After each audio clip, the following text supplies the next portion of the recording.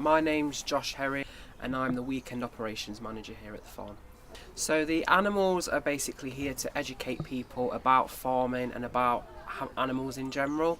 So a lot of people, I say people, children, will go to the shop and go, oh, this comes from the shop, for example milk, whereas actually it comes from the cows, from farms. So we like to educate people about where the food comes from, whether it's meat or whether it's milk or eggs. We don't have any endangered animals here at the moment, but in the future we want to go down the route of getting more native animals that are endangered, such as wildlife.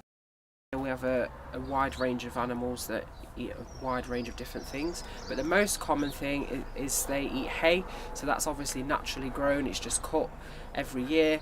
And then the other feeds, so such as the pellets we give them, they'll often be produced in the UK. We try and make sure it's, again, locally sourced and it's not full of anything like antibiotics. It's all fresh and it's all removed out of it. Obviously when life gets complicated, especially in the city centre, busy, it's nice just to get away from it all. So for example the gardens, it's nice and quiet.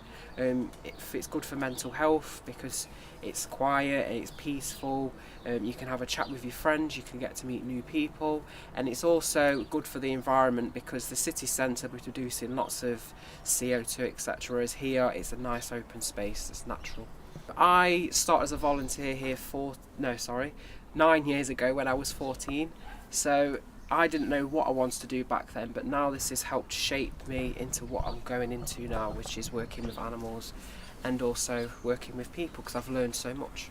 So we hope they take more into consideration when they buy in food, so try and find out where it's coming from. So for example, buy in food that's produced in the UK or locally, rather than getting food that's made abroad that might be cheaper but actually it's not as good for the environment. So having gardens here, it's really good for the physical aspects. So like one day you might be shifting loads of wheelbarrows full of manure, the next day you might be weeding. So there's a lot of things to do, and it's a lot to think about. And also the social aspect, so a lot of people with the same kind of mindset or the same interests will get to meet, like to make new friends. And it's also good for mental health because they can talk to each other about things because everyone's kind of in the same boat.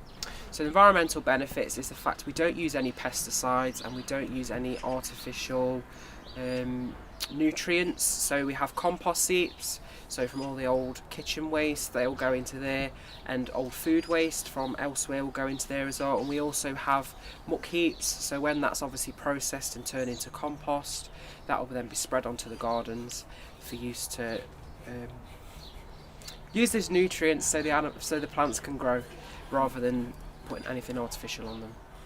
So essentially the best thing you can do is to come and visit the farm, donate if you can, and then just keep visiting, and also word of mouth. So tell your friends, tell your family, and then the more people that visit, the more people that donate, it should help sustain our future.